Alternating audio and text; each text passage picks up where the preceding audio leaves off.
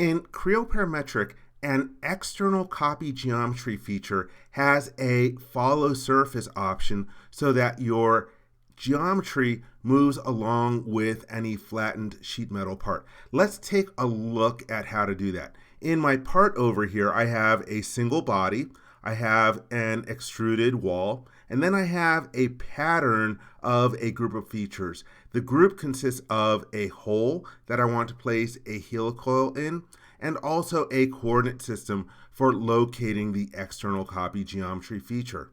Let's create our copy geometry feature. I will use the Open button on the dashboard in order to select my helicoil. Let's click the Open button over here. Then we have the placement dialog box for where we want to locate the geometry.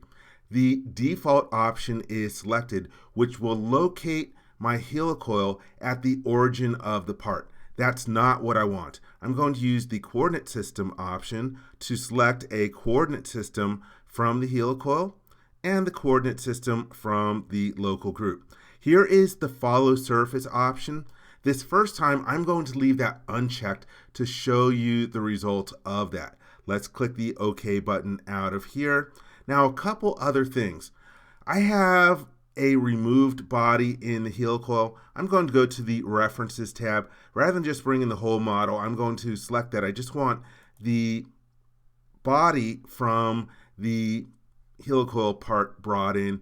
There is a removed body that I don't want brought in from here.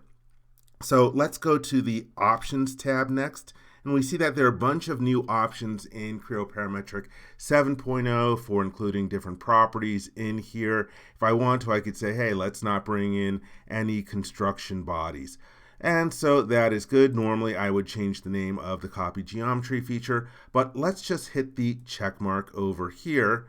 And I'm going to turn off my coordinate system visibility. Let's zoom in on that hole, and you can see the helicoil that is placed inside of here.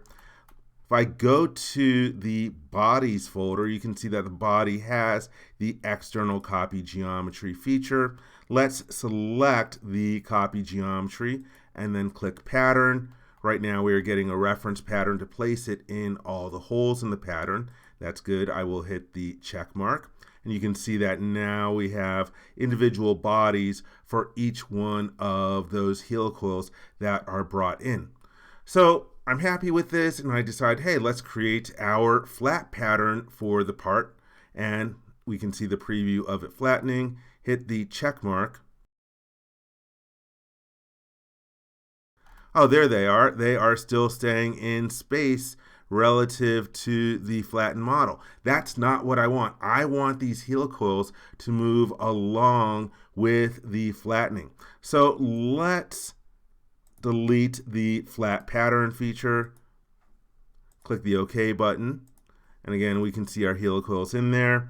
Let's select the first external copy geometry and edit definition. I will click on this button over here. Oh, actually, that's the publish geometry. Let's click on this button for specifying the placement. This time, I'm going to check the option to follow the surface and hit the check mark.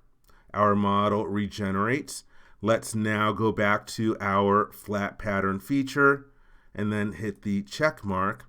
And now when I take a look at the inside of those holes, there you can see the helicoils moved along with the surface as the model flattened. So again, in sheet metal mode, when you're using external copy geometry features, most likely you want to use the follow surface option. I hope you enjoyed this video. For more information, please visit www.creowindshield.com. If you learned something from this video, please give it a thumbs up. If you like this video, please click the subscribe button to be informed when new videos are uploaded. Thank you very much.